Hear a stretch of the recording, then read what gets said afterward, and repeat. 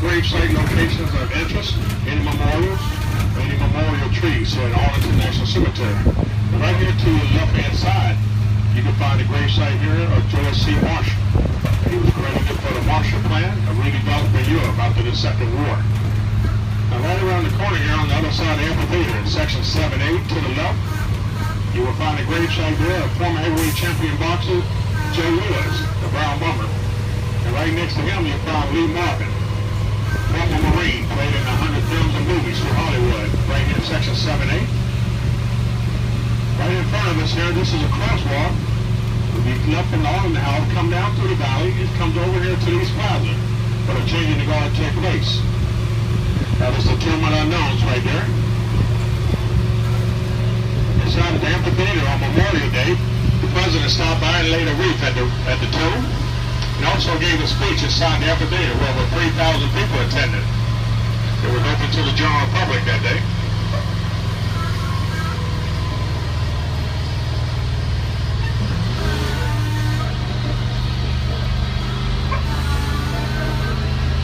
Now coming up on the left-hand side here, look out your window, you see a tall white mast. That's the mast of the USS Maine coming up ahead of us on the left.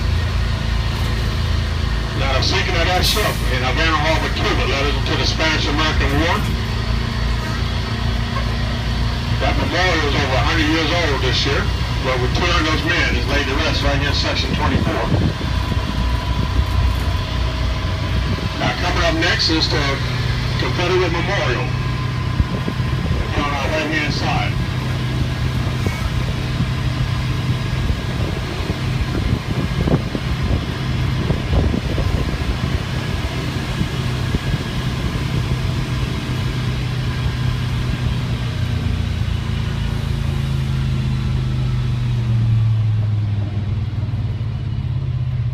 Chris makes this next turn here. Look to your right up ahead of us here.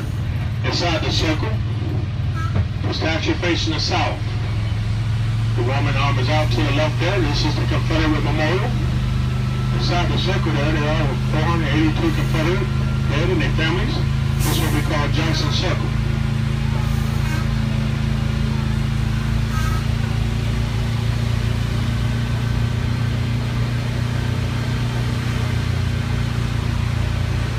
Now coming up on your left-hand side, you're going to see the Rough Riders Memorial. A tall gray obelisk right outside the window here. Teddy Roosevelt was a commander in that war, went on to become president. Now looking to the left there, the memorial you see there on the ground first in the middle of the road there, of the divider. That is the Battle of the Bulge Memorial. That is the largest land battle in the United States history. There were 600,000 men fought in that battle over Europe during the Second War.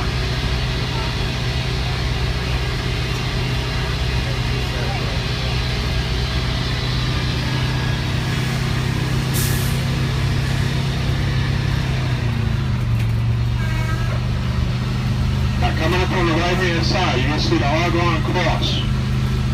This was dedicated to all those that served over in France during World War I. Have your cameras ready there. You start looking to the back wall of the cemetery. That cross is at the very end. You can see it through this clear pathway coming up shortly.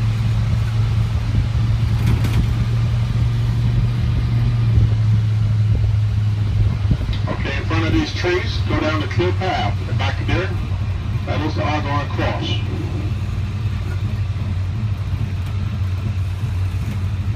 Now section 18 and 18, as far as you can see around in front of the vehicle and to your right, these are mostly veterans from the World War I era.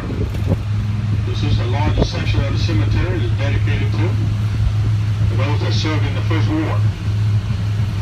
Now Pershing gravesite is our next stop. He was known as the General of the Armies. He was in charge of all military armed forces and branches at one time of the service.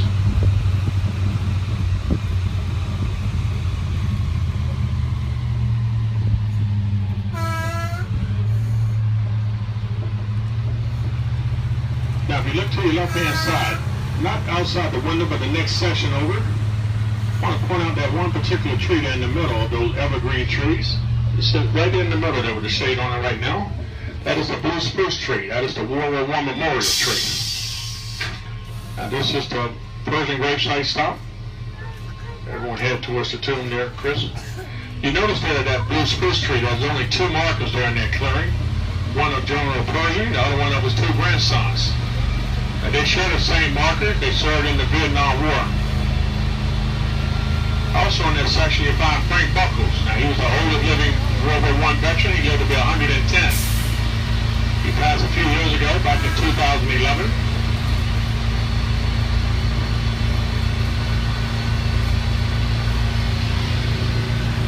Now Coast Guard Memorial is our next stop, making our way around towards the amphitheater. On your left-hand side here, Bismarck County 4 rows back, there's 4 stars on the top of that marker. Right in your view right about now. That is Ben Morrell, father of the Seabees. They model us can do. If you came in by way of the metro, there's a memorial right there by the Arlington stop. You see it on the way out, please stop by and pay tribute to it. Now looking up ahead here, you see the brown building outside the waves to the right? With the small windows. Now that is the Pentagon. Right outside the window though, the blue spires going up in the sky, that is the United States Air Force Memorial. We're going to get to stop there. You get a good picture, we got to stop there.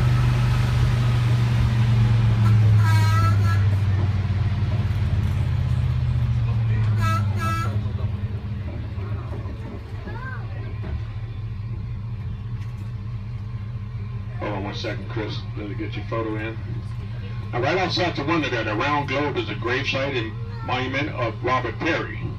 Now, he was credited for discovering the North Pole. He was an Arctic explorer, and his assistant right up front here, and this is Matthew Henson. Okay. Now, to the left-hand side here, this is the one of 2 Coast Guard memorials. This memorial took place back in 1918. When it was sinking of 2 ships. It took the lives of 150 men within a week apart. Those 2 ships were sunken by U-boats, German U-boats that brought on that memorial, Coast Guard Memorial.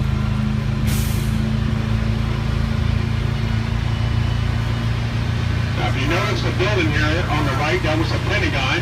This is the west side of the Pentagon on that tragedy day of September 11. 2001,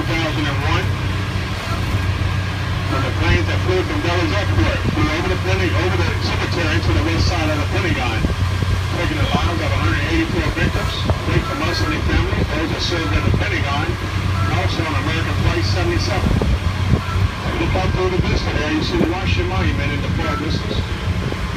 As far as you can see the markers here to the right, these are where most recent military burials take place here in Arlington today. Of the most recent conflicts and wars, Afghanistan and Iraqi war.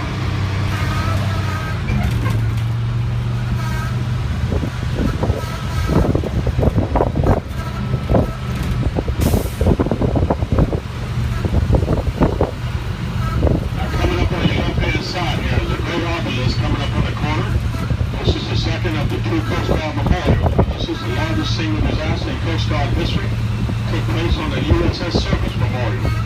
The last obelisk hung with the walkway in front of it. The night of 1845. 250 men lost their lives when they were loading an ammunition ship when it exploded. They had over 14,000 tons of ammunition. Of the 250 men, it was only 10 survivors. 8 was on shore for administrative business. The other 2 gentlemen received Purple Hearts.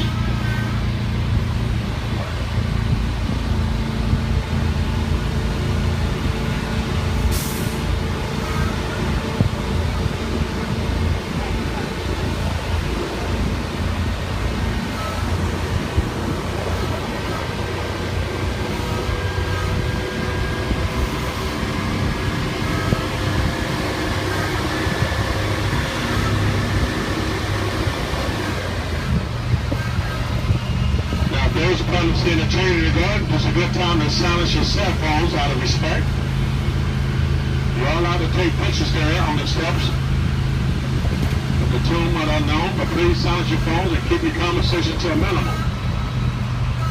Now, the tomb guard will call you out. We have seen it happen even today, a little early today, I was told. Now, keep in mind, there are restrooms on the side of the amphitheater on the way to the East Plaza. Now, the ceremony normally lasts about 15 minutes, unless there's a wreath laying there that takes place afterwards. It takes an extra 10 minutes or so, but once the ceremony is over, please come back round to the front of the amphitheater. Our last tram come through this area around 7 o'clock. If you have plenty of time to see the train and already come back to the front.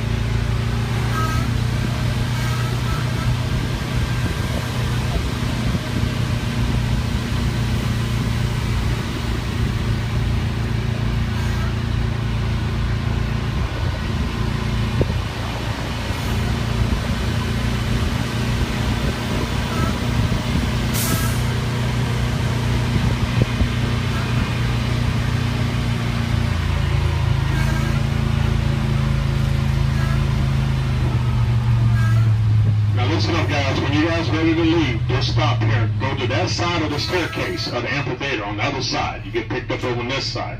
We're going to drop you off right here. Walk around the walkway to the right. That leads